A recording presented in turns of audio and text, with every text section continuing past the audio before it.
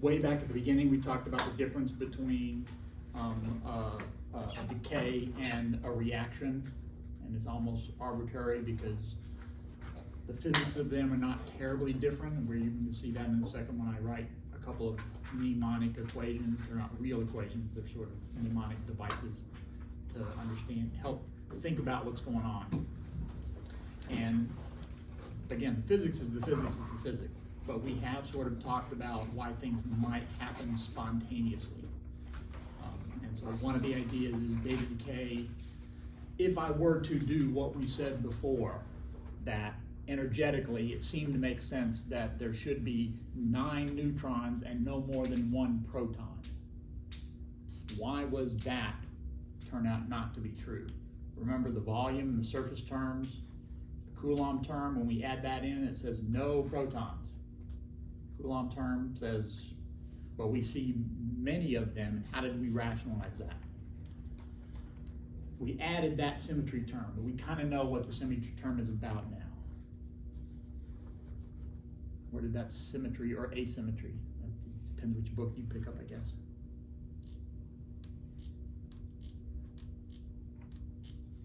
What was the physical justification for the symmetry term? You have to add more neutron, where you raise the energy more when you add just more neutrons. Exactly.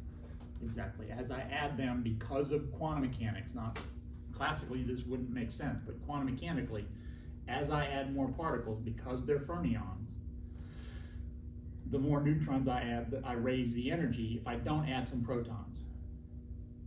And then what did we say? What if you do that, right? What if you put too many neutrons in? Some of them spontaneously convert to protons? They do. They beta decay to protons. And similarly, too many protons, beta decay. There's a little bit of difference there because as you go down the table, you build up so much Coulomb energy, repulsive Coulomb energy, that you need extra neutrons to hold them together, to counteract that. And that's because the energies of the protons are a little bit different.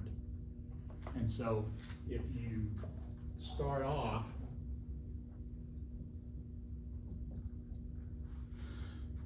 you fill them at about the same rate because the energy levels are about the same. So if you go to the n equal 2, and then all those j's, and that's what that weird table was with the 9j a half, whatever, right? All that stuff is about how do I fill these states? How do I calculate them and get the behavior I see experimentally? But backing off a little bit, this is what we're doing. Well, since I can go all the way up to, when does it start to break down, that n equals z? Like 28 twice is 56, so maybe nickel, right? Maybe nickel. Calcium is 20 and 40, so calcium's n equals z, right? Look at calcium and tell me why I say n equals z. Got an equal number of protons and neutrons. Yeah, the mass is about 40, and there's 20 protons, so that mass tells me there's about also 20. So up to about 20, which is 2, 4, 6, 8, 10, and yeah, all the way up there, I'm getting n about z. What is that telling you about the Coulomb force? I have 20 protons in there, and it's really not making much difference. So just from that perspective, you know that the Coulomb force of neutrons is pretty peaked compared to the nuclear force that's holding them together. It's a small correction, and it doesn't really build up until you get down on that one, like the 4th row. Is that what I was just talking about? Yeah, calcium. So until about the 4th row, you don't start seeing a difference. And after that, these proton energies energy levels start to get higher. So to get the same level, you're going to wind up with more neutrons as protons. So as these separate, eventually at some level, I've got more neutrons than protons. So filling of levels, that's the way to think about that. And if I I put one here, a proton here, I could argue that it's extra Coulomb energy, but the point is it's gonna beta decay and become a neutron at a lower state, if it can. Why don't they all go to neutrons? Because they're fermions and they fill up from the bottom. You can only put one fermion in one state. So that's sort of where we are, and we're talking about the physics of that spontaneous decay.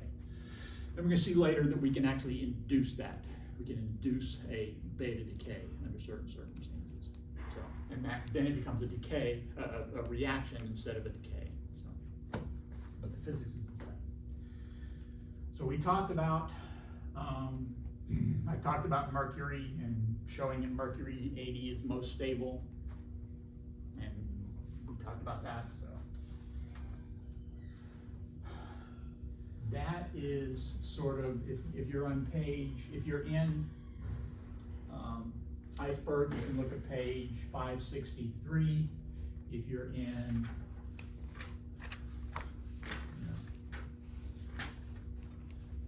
Dunlap, it's actually way back, he first mentioned beta decay really early.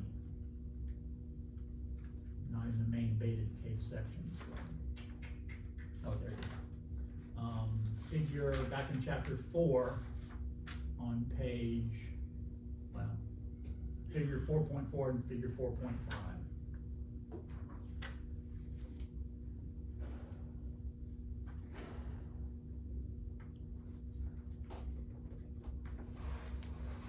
And he shows the parabola. We talked about the parabolic energy state and how the bottom is the Z and you beta decay down there.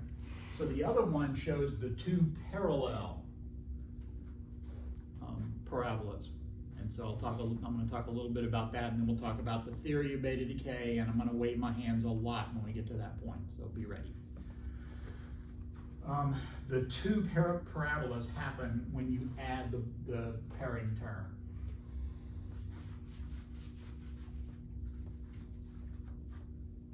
So the pairing term is plus or minus, and there's two different versions of it. I'm going to write the one from Dunlap.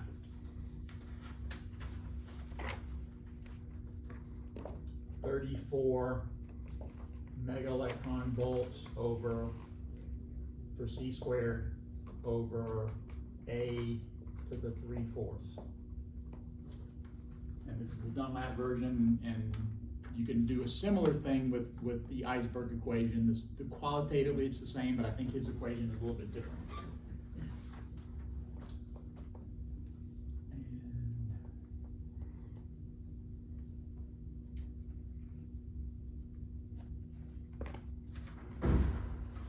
The minus, so more stable.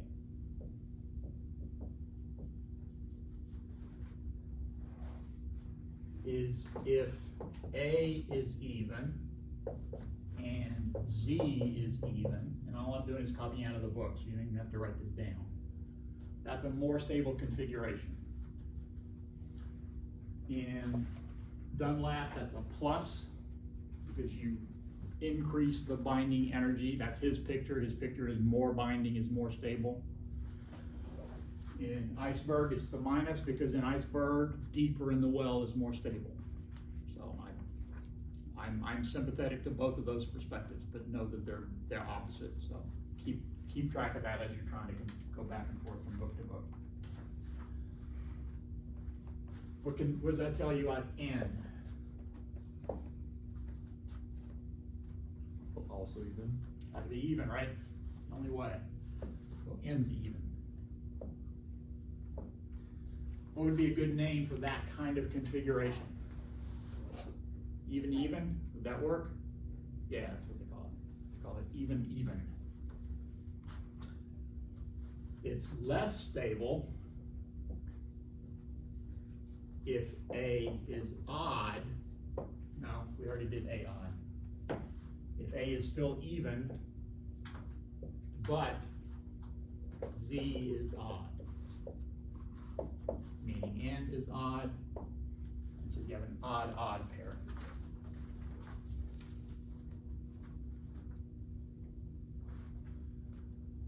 Those parabola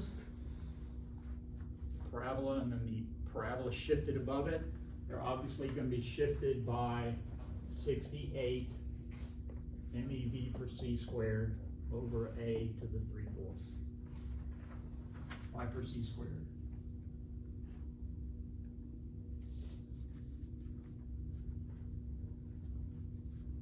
Where the C squared come from? Mass. I'm doing mass instead of the binding energy, right? I'm just talking about the mass defect in each one of those calculations. So I've got two parabolas, so I'm just gonna jam that into my Z minimum picture. Do the same thing, same calculation.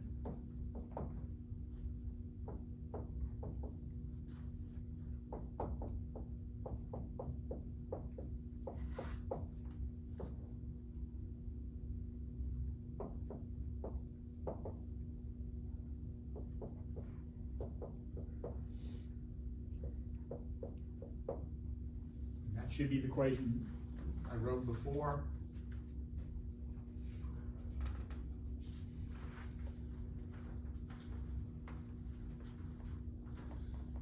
And then I decided, suppose A equals 200.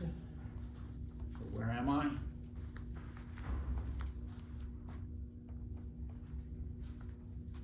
Mercury. Looks like Mercury. I put in all those numbers. I got Z-min as 81.2. An odd, and 80.2, even.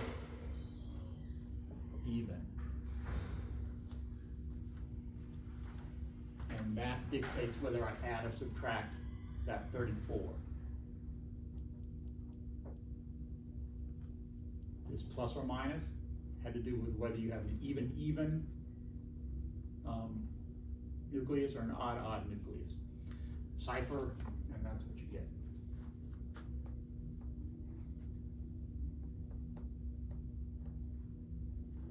For this one, we looked at that.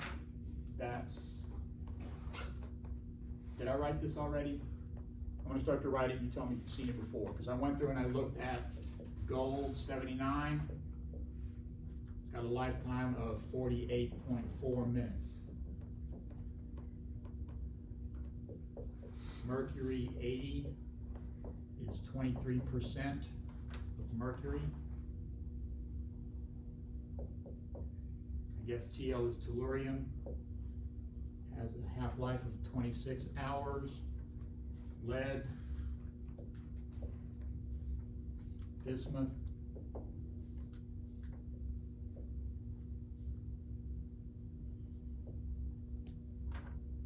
(21.5 hours, 36 minutes. So similar to what we saw when we did the odd A. I think we did A135 or something like that. You have a stable configuration, I guess that's 8160. And then as you get further away from that, you're more likely to decay to that stable configuration. You're up on those. These are my interlocking parabolas that you beta decay along until you get down here.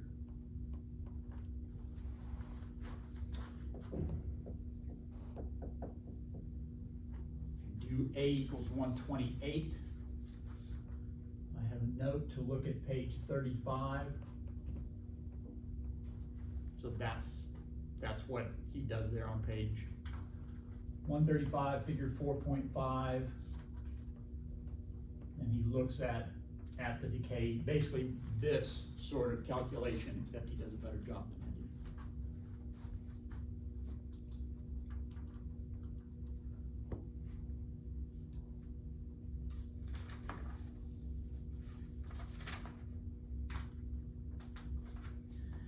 So when I go from here to here, that's a beta decay. So I'm going to talk a little bit about the energetics of that beta decay. Let's talk about just that one step.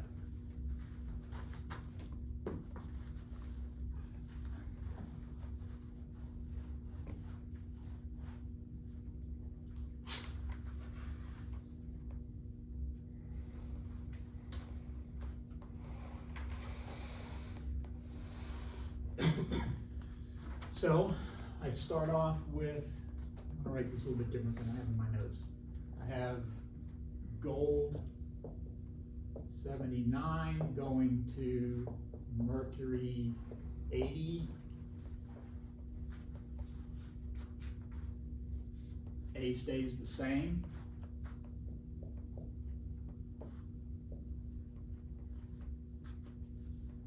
So what happens to my neutrons?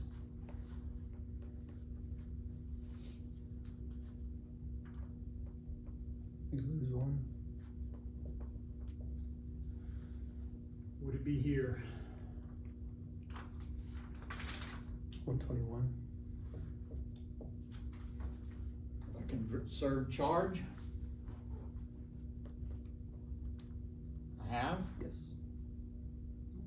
It beta decayed, so you gained an electron. Okay, but I didn't write it up there. So Okay. that doesn't decay, right? It's not, I've got to add explicitly. Now it is conserved, right? So now charge is conserved in that reaction. So that's a good sign. That means this idea of charge conservation can help us get a handle on what's going on in there. And we would also want to look for places where the charge is not conserved. Why would I look pretty hard for that if I could? What would be awesome about finding a reaction that didn't conserve charge?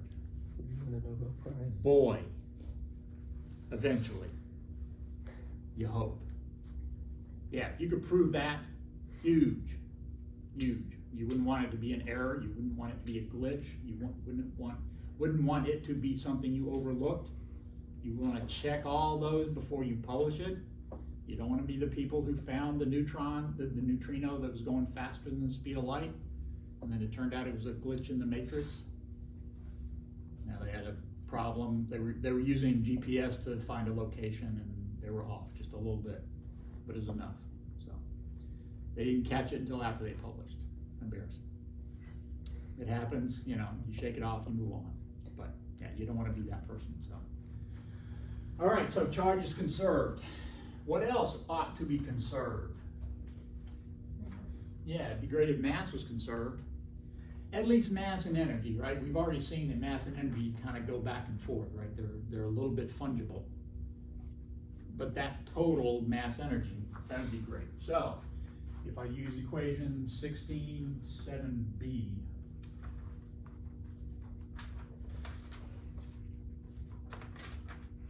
that's just telling me, where you at?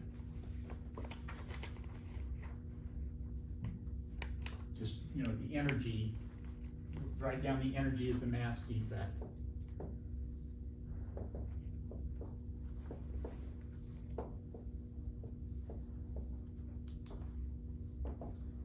I get 0.00024 Daltons or units, positive, that's relevant.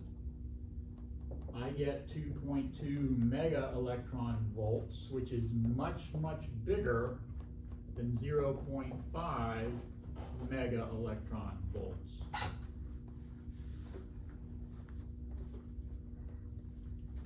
You can check this arithmetic. You definitely don't want to take my word for it. What's relevant about 2.2 being way, way bigger than a half? Maybe way, way, right? Enough. Several times 0.5.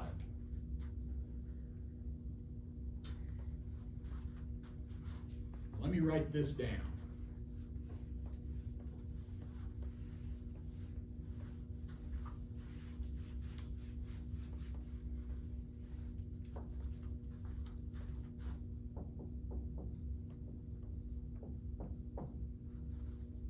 Does that pop out? No. What about this?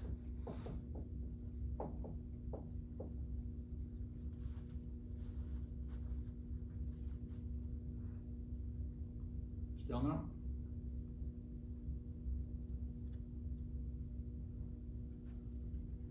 What could possibly be that small?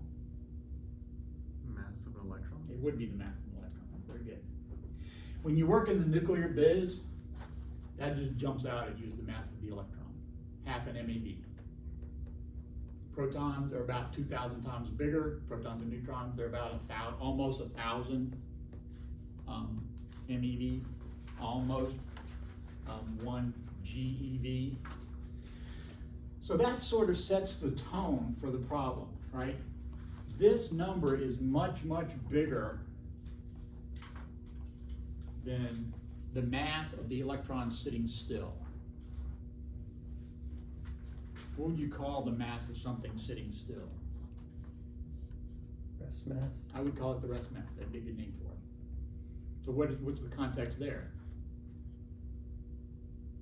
Rest mass. Energy, total energy, much, much bigger than the rest mass. It has kinetic energy. It definitely has kinetic energy, right? And in fact, it's mostly kinetic energy. This tells us that the electron is going to be relativistic. I'm not going to be able to use 1/2 mv squared for the kinetic energy of that electron. I'm going to have to write it down as a relativistic particle. And I'll show you how to do that in a second.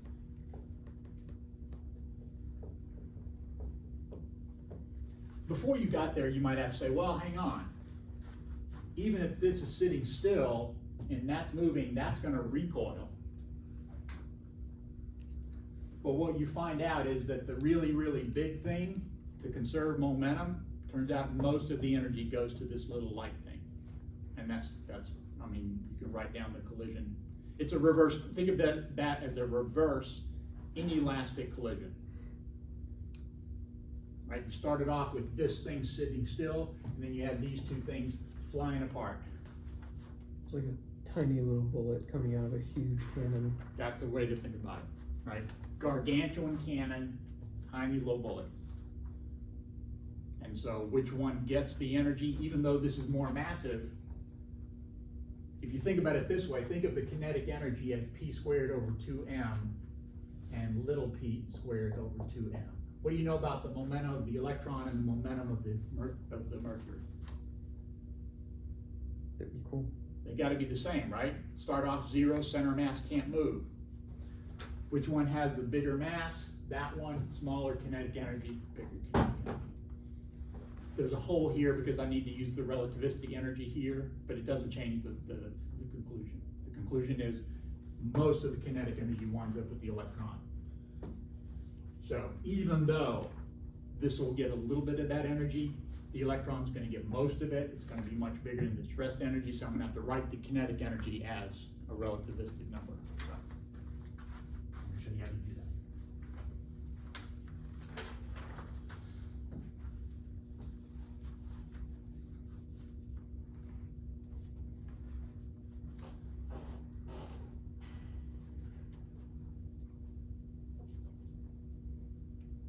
I start off with 0 energy and 0 momentum. I wind up with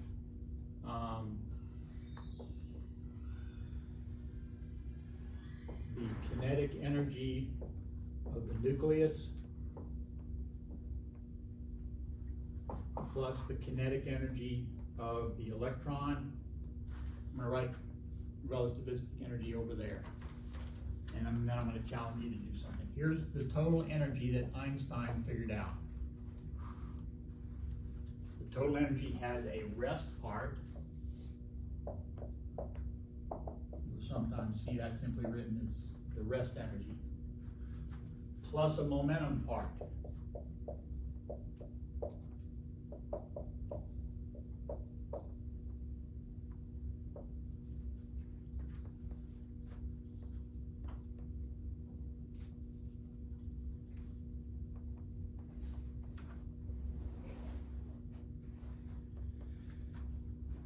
And I just caught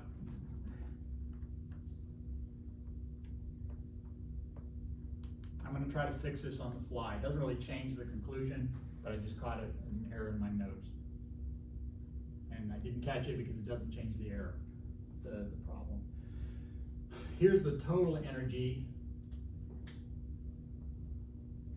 There's the rest energy, that's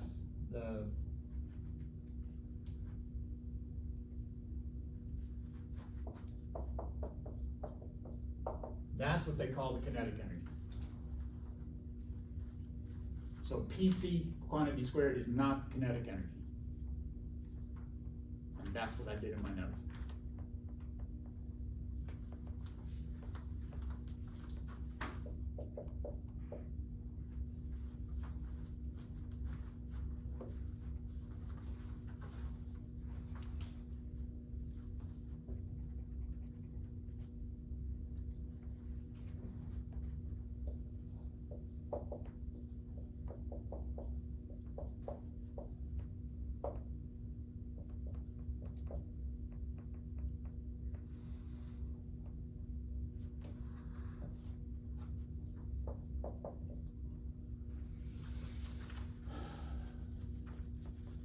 When this number is really, really small compared to that one, what do you bet that kinetic energy looks like? The total energy minus the rest energy is the kinetic energy. That's true. What I wrote there is correct. I just solved this for E. I get that square root, subtract off E naught, but I'm asking you what this ought to turn out to be if this number is really, really small compared to that number. And I'm not asking you to do that in your head. I'm not asking you to do a Taylor series expansion in your head. I'm going to ask you to do that in a minute. But right now, I'm asking you if you remember what kinetic energy is if you're going really, really slow. 0. Okay, if you're stopped, it's going to be 0. But if you're just going slow, how do I write kinetic energy?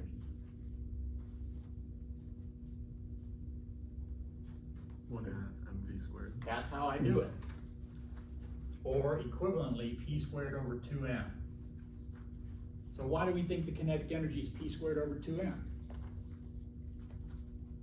Because that's what Hilbert, whoever it was. Anybody remember who invented kinetic energy? I don't think it was Newton. He laid the groundwork. Nobody? I don't either. But somebody figured it out. P squared over 2m. They figured that out long ago. And for hundreds of years they used that. How could they possibly not know better? What's slow in this context? Much less than the speed of light. Speed of light. And did most of the people in the 19th and 20th centuries go flat slower than the speed of light? And the 18th and the 17th? Yes, pretty much everybody, right? So of course you don't notice it because you never do an experiment where that's going to show up. So it should be possible for you, this is when you have to do it, to show that if this number is big compared to that one, you can do a Taylor series approximation and get this. And you're going to use E naught as mc squared. What we have here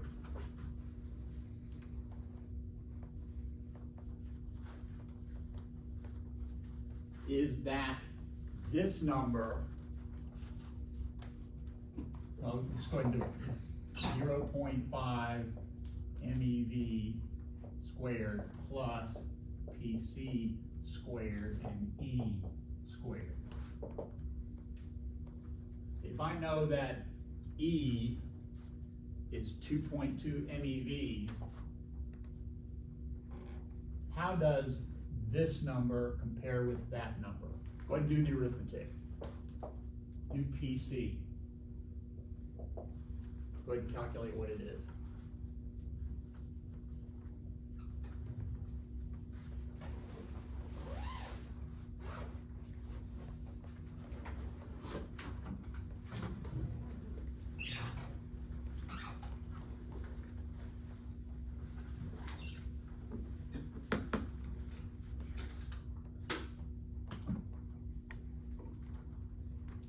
Anybody? Total energy is 2.2 MeVs. Rest energy is half an MeV. do that square, tell me what PC is.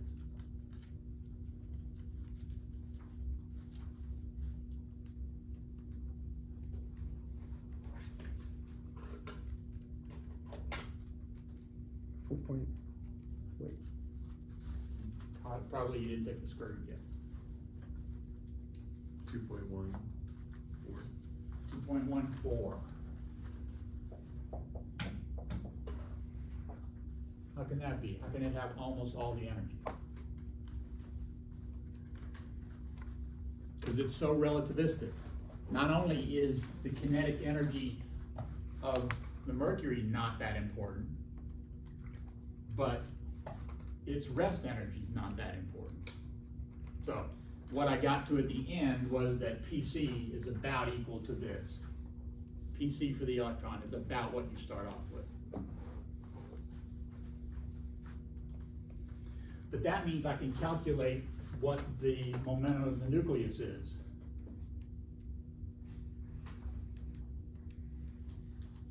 what did you say E naught should be? Or what we should substitute in for E naught when we do the Taylor series expansion? MC squared. Okay. And that's where this M in the denominator is going to come from. And while your C squareds are going to cancel when you do that. Your E naught, your first term is going to be an E naught, that's going to cancel with this one. And then inside there, you're going to have stuff that's going to cancel. When you put in MC squared, there's going to be an MC squared on the bottom and a C squared on the top. You know,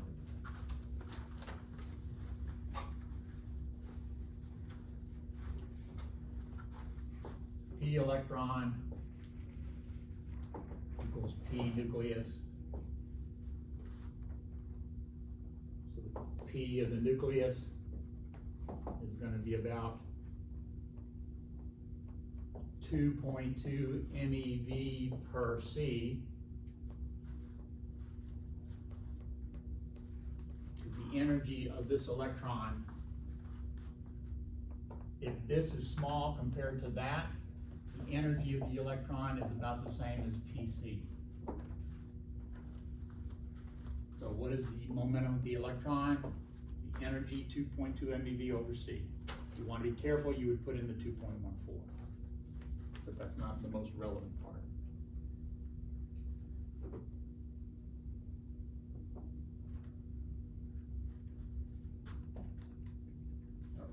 Done. I then converted that and I got 1.2 times 10 to the minus 21 Newton seconds, basically. And I calculated the speed.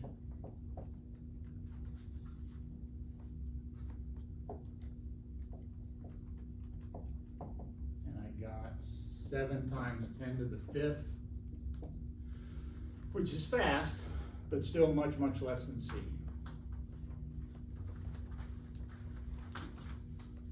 So that's what happens in this case. I have a nucleus that essentially stays stationary and an electron that takes that energy away.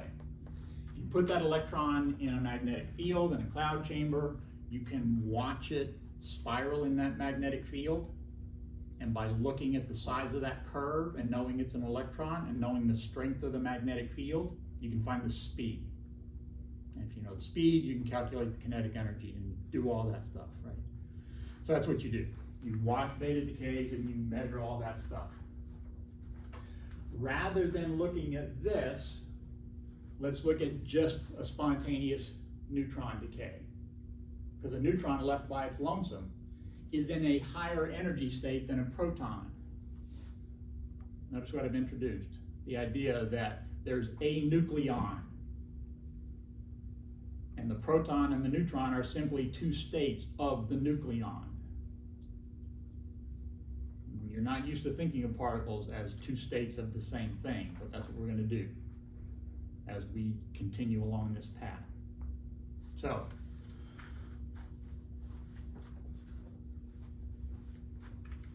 I'm going to do the same thing, except now we're going to have a neutron. A is 1, Z is 0, N is 1. Yeah, N is 1. That's going to go to a proton.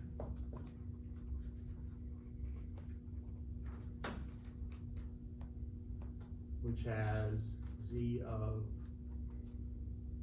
1. No, N of 0. That's what that is. A of 1, Z of 1, N of 0. Did I do that right? Is that consistent with what I've done in the past? Because it's one of the bane of my existence.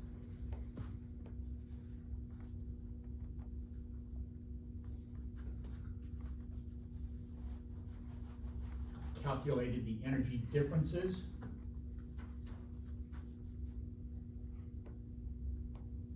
$939.56 minus 938.78 MeV per C squared, or an energy released delta M times C squared of 0.78 mega electron volts. So not particularly relativistic this time. It's not even a factor of 2. It may be partly relativistic.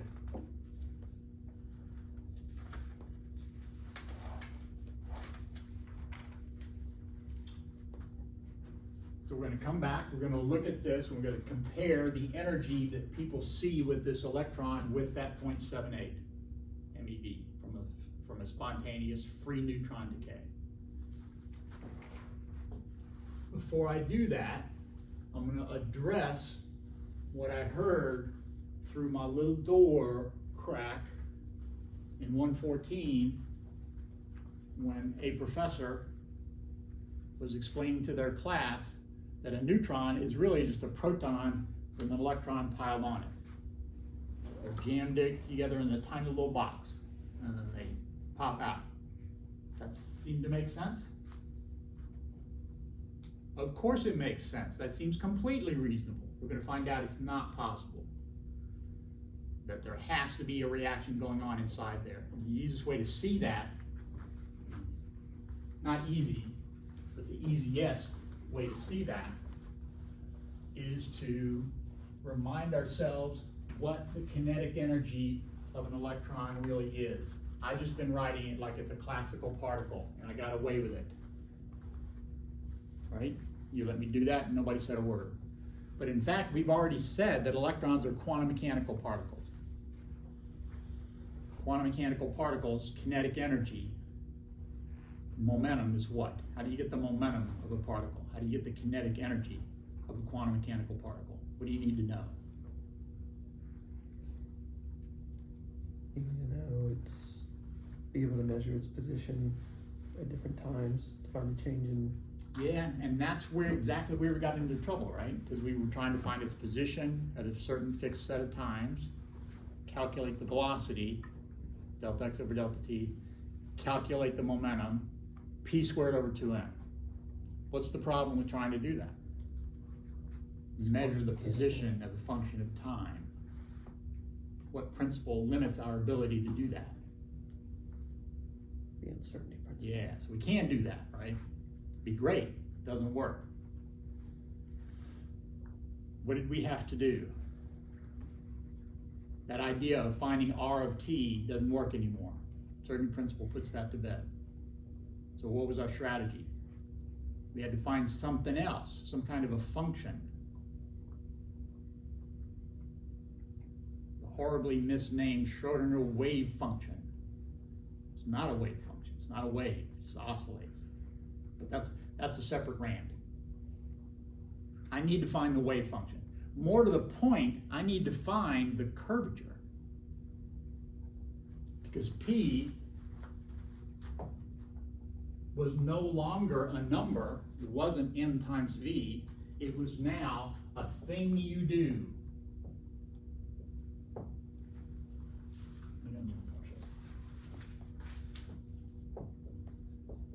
And there's an I in there that I don't even care about. I'll put it, but I still don't really care about. So what is the momentum? if you want to know about the momentum, you have to take the derivative of something. What do you take the derivative of? The function. How do you get the function? Schrodinger told you how to do that. He gave you a differential equation that you got to solve. We're not going to do that, but we'll do it a little bit when we start talking about particles. So we're going to figure out how to do that, but we need to now take a derivative of it. Well, if I want the kinetic energy, what do I do?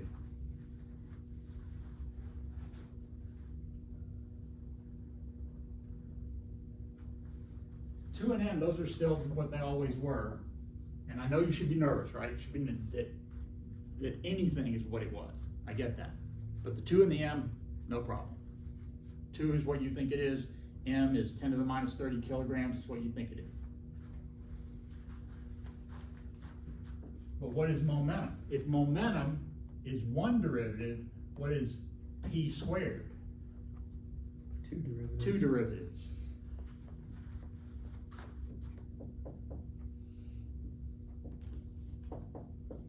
We even have a name for taking 2 derivatives.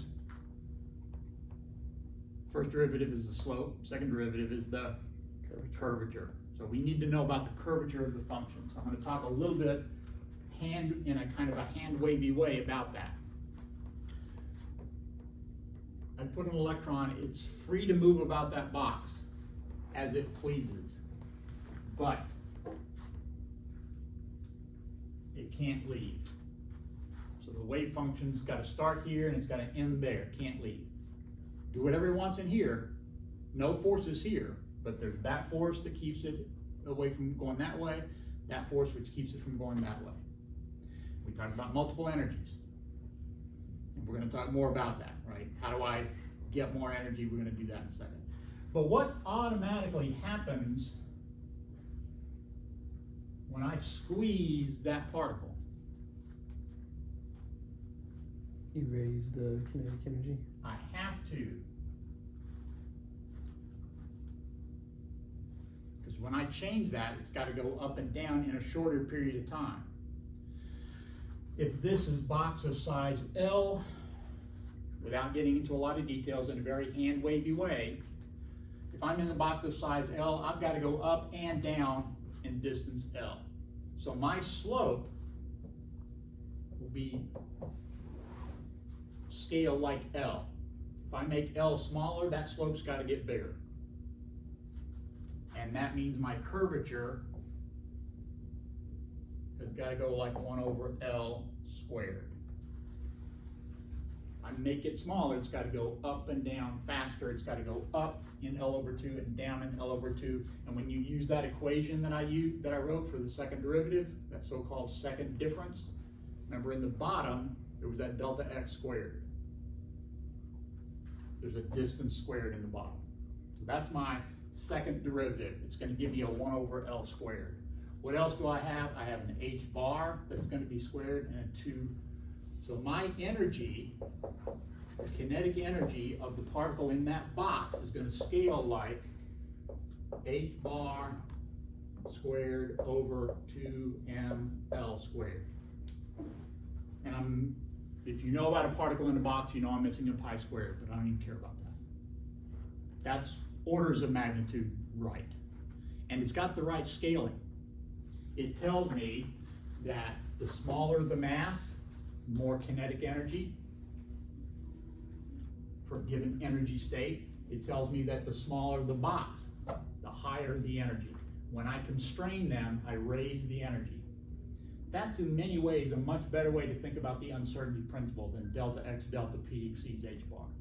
The idea that when you confine a particle, you raise its energy.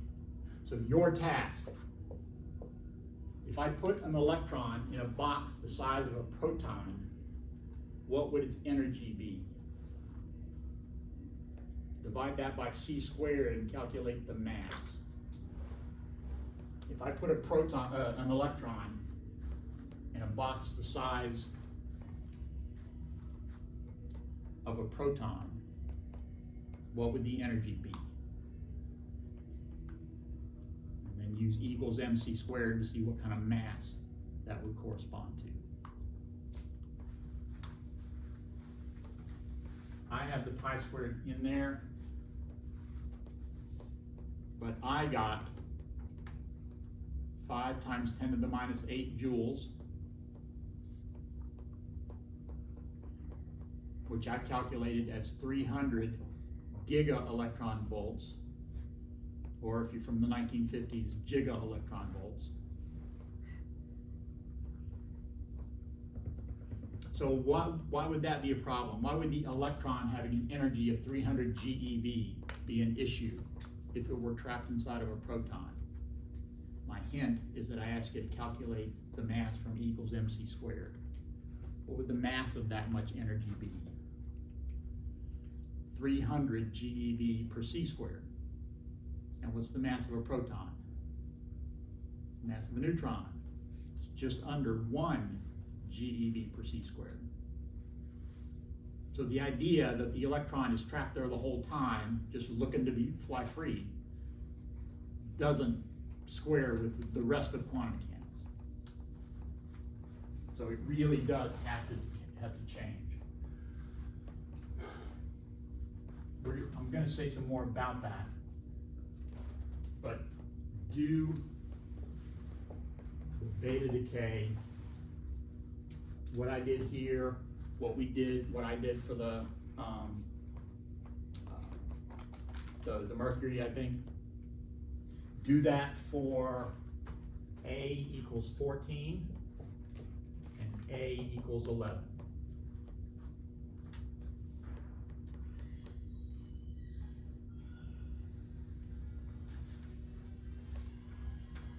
Meanwhile, going back to where I was, still beta decay. I can watch things beta decay, I can put them in a cloud chamber, I put the magnetic field, the electron curves, I figure out the energy, right? I know the mass of the electron, I know the strength of the magnetic field, that circular motion that it makes, I measure that by taking a picture of my cloud chamber, and now I know what the energy is, and I calculated, and it's not all there. That 2.2 MeV that I talked about, electron doesn't have it. And so what's your first move? Wonder what is wrong with my students today. Kids today, back in the 1870s, we knew what to do, but now in the 1930s, kids today, they got no work ethic. So first thing you do is you tell them go do it again, right? Because you don't believe them. And they do it again. Somebody else does it. And pretty much sooner or later you eventually agree, yes, the energy's not conserved. So what do? That's just the way it is. Find out how that's possible. Well, the universe does what it wants. The universe doesn't have to conserve energy if it doesn't want to. So a lot of people said, hey, what do you know? Energy and momentum are not conserved in beta decay. That's novel. Where's my prize? Dirac said, no, it's in there. Go find it. And they say, where can it possibly be? He says, it's in a particle that you didn't pay attention to. Well, where is it? I can't see it. Yeah, it's virtually impossible to detect. How do you know it's virtually impossible to detect? We haven't seen it. Because they kept trying. They did that experiment over and over again, and there just never was another particle. But Dirac said, nope, just keep doing it. So, I'll talk about the physics of it in a minute, but let's look at our sorry.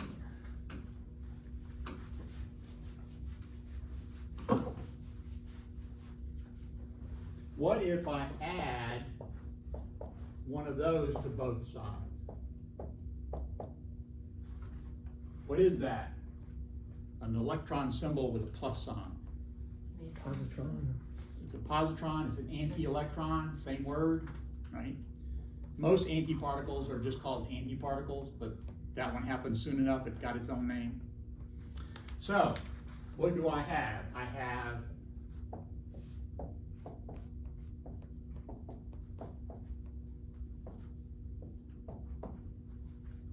because these cancel. And I'm not talking about send one in, I'm talking about this, doing this in your head. So that's the same reaction, right? Throw a positron at a neutron and get it to change. So that's when something you can do. You can look for this other particle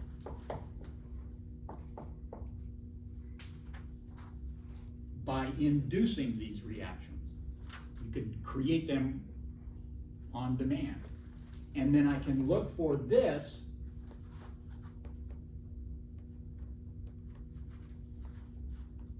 I'm going to go back over this because I did this kind of badly. I can look for this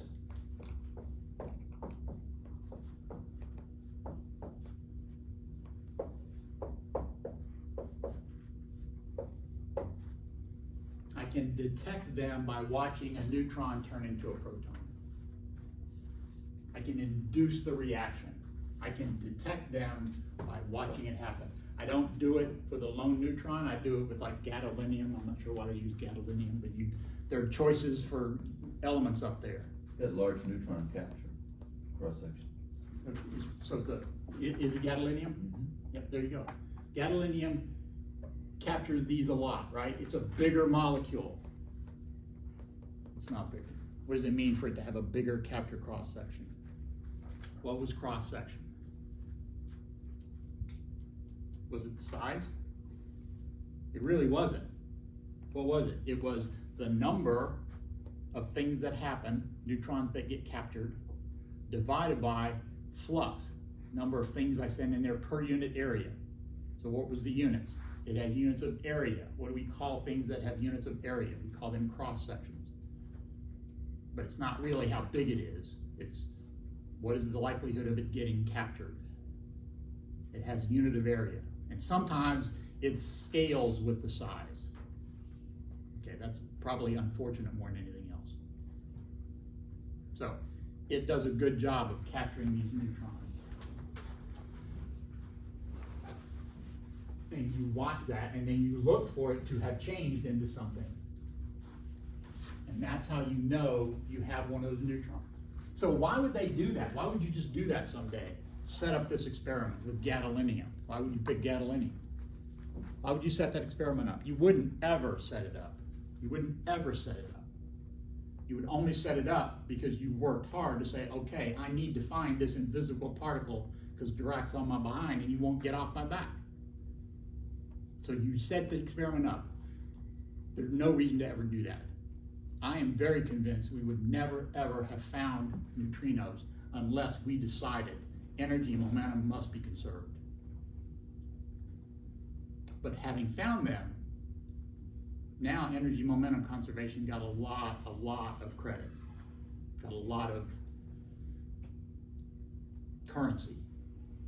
Now you tell somebody it's not conserved now, you got a tough row to hoe. Because we found this virtually indetectable particle.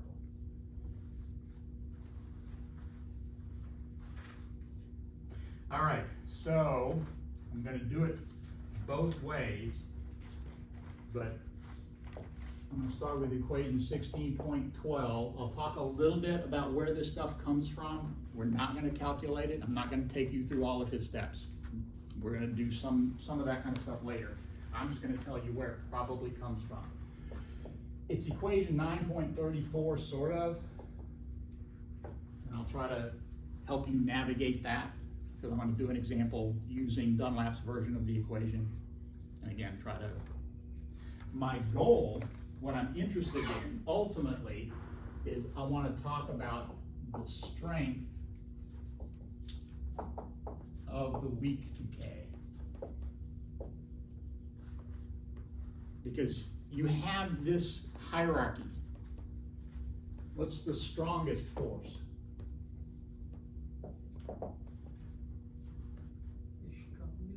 Strong nuclear force is the strongest force.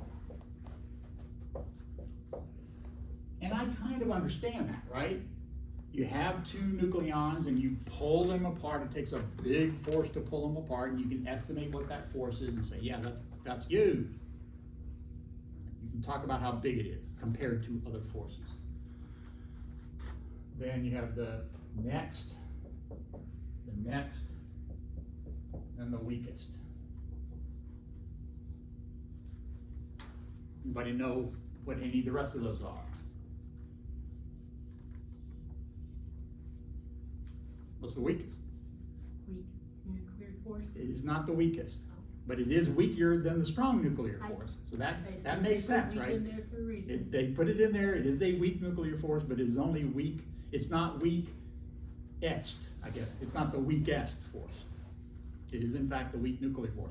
But how to say that, how to put that in that hierarchy is really complicated, and it affects me a lot. So we're gonna spend time on it just because I want to. Hopefully you guys will get something out of it. But at the end of the day, it's really for me. Is gravity the weakest? It is in fact the weakest. That seems weird. How is the most dominant force in your life the weakest force? How can that be? Very, very big things to do it. Okay, it takes a lot, right? It takes 10 to the 24th kilograms before you even notice. But more than that, there's plenty of charges around you. You're made out of charges. Why isn't your life dominated by the electric force?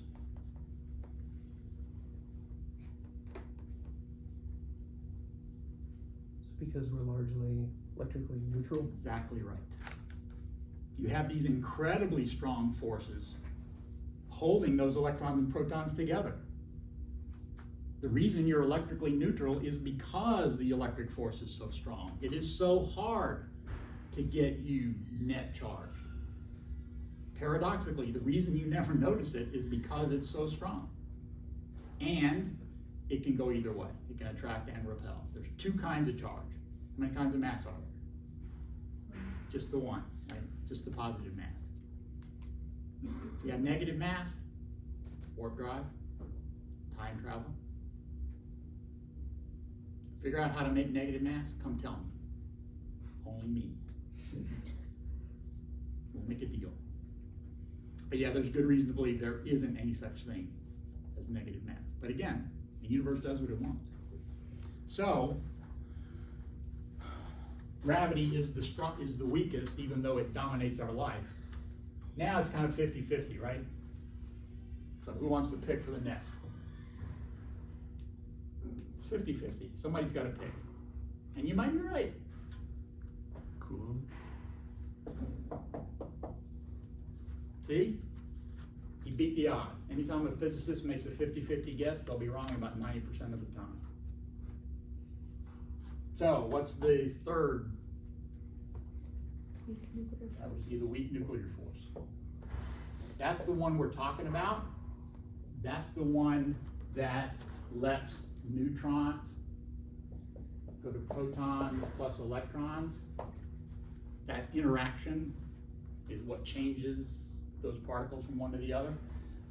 I understand push-pull, push-pull, push-pull. That's not a push-pull.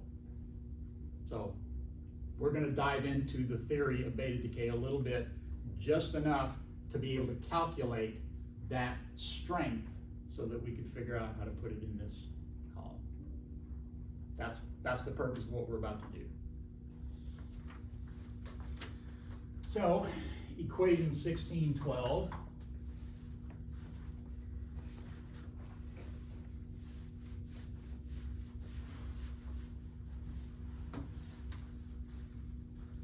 Tells you that the rate, which is 1 over the lifetime, I'll put a half.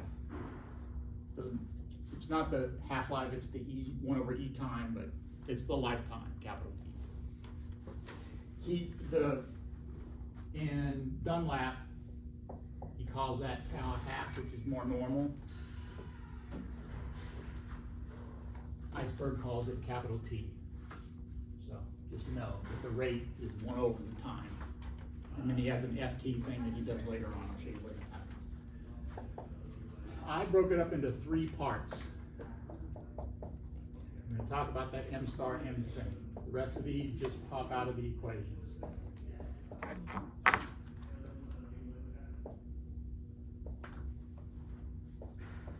Should this be 1617 in Iceberg?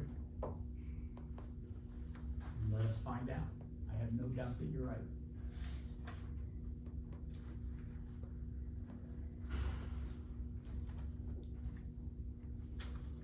No, I think, let me look at 16, 17, because it may be the same equation.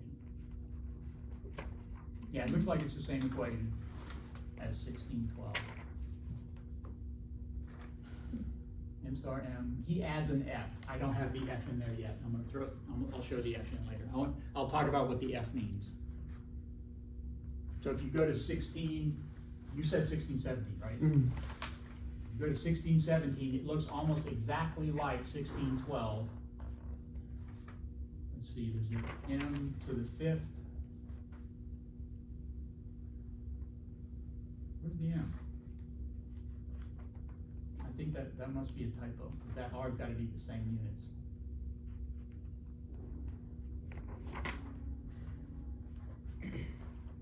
That's not the rate. Sorry, you're exactly right.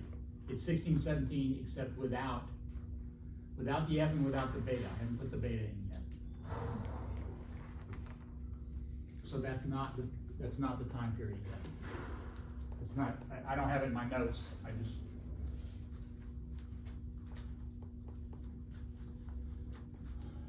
I So wanted we are to talk looking about at- where these parts come from, right? So we are looking at, We are definitely looking at 16, 12. I wanna talk about these parts, and eventually we'll get to 16, 17. okay. Because 16, 17 is what we're gonna use for the equations later on. So where am I? So I've got a bunch of stuff. H bar 7, H bar to the 7 C cubed. They have this conversion. They have a neutron state going to a proton state. So I have this field, and I'm converting it from neutron to proton.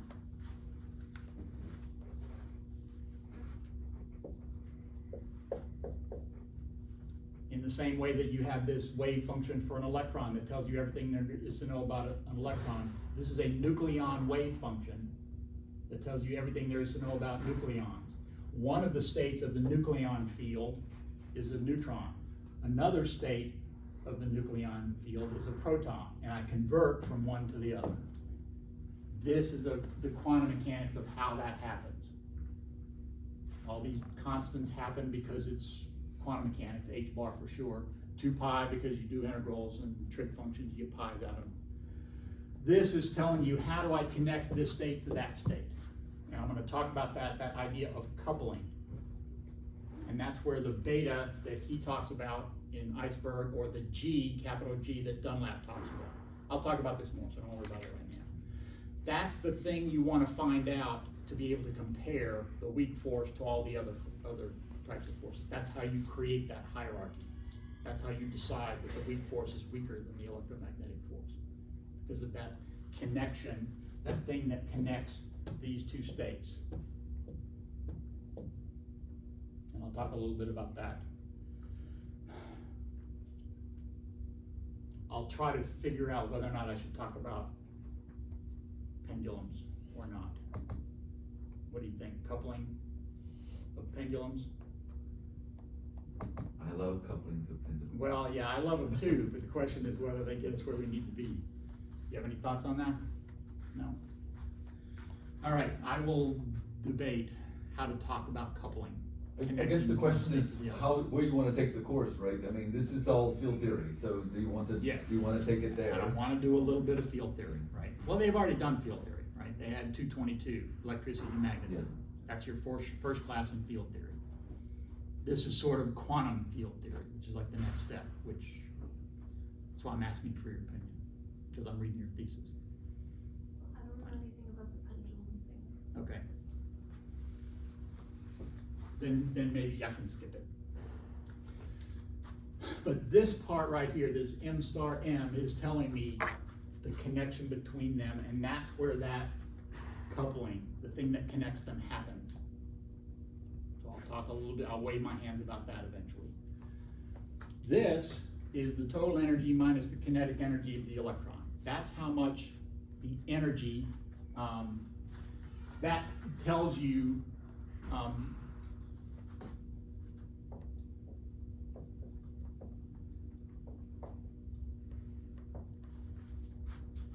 that's how much energy the neutrinos have.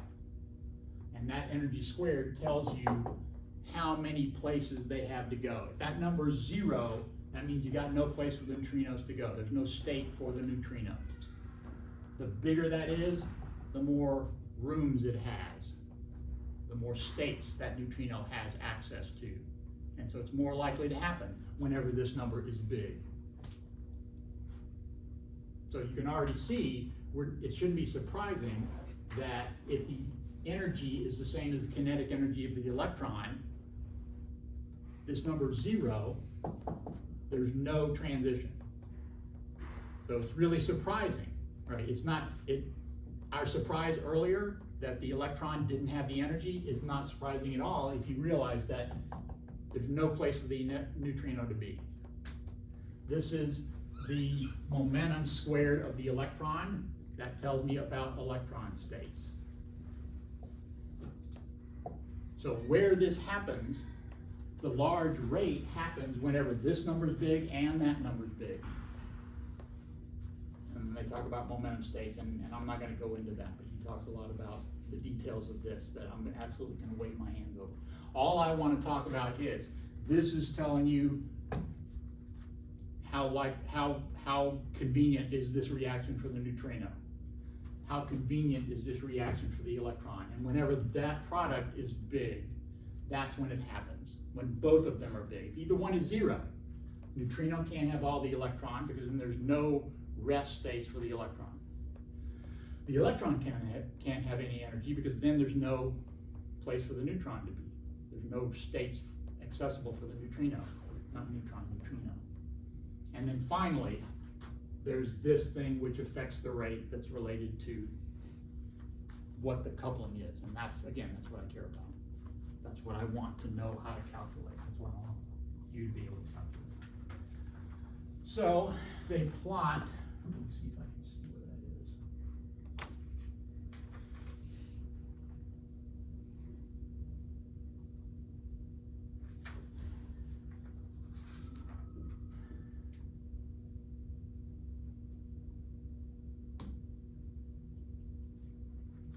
They plot what amounts to E minus K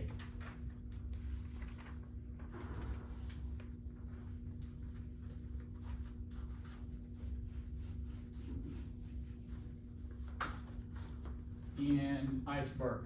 Figure 1612, page 569, and Dunlap, give me a minute.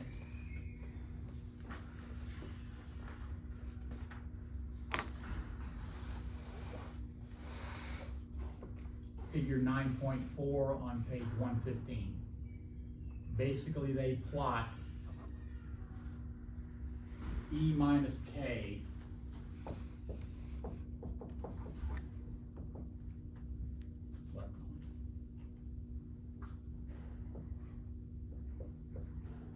and they get a straight line.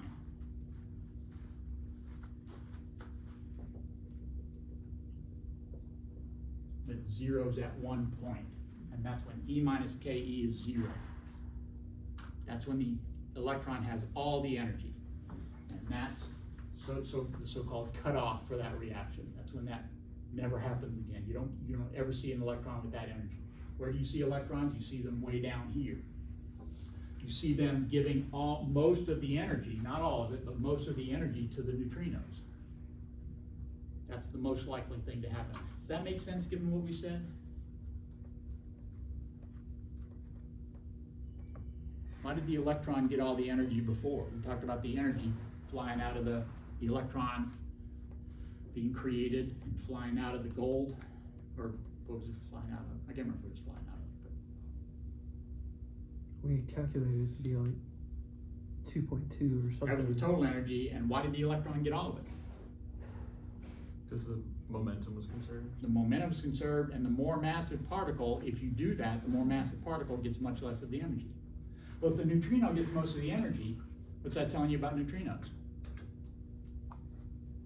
What is their mass? Less than the electron. Way less than the electron, right? They gotta be really tiny compared to the electron. Just that picture alone tells us they've gotta be really, really tiny. For a long time, they thought it was zero. But since the sun is still going, we've decided that they must have a small mass. A few EVs, how does that stack up with masses? Sorry, a few EV per c squared. A million of. Yeah, compared to a million, 500,000 for the electron, or 1 billion for, yeah, they're really tiny. So it's not surprising that they get most of the energy in this decay, this reaction. Read that section.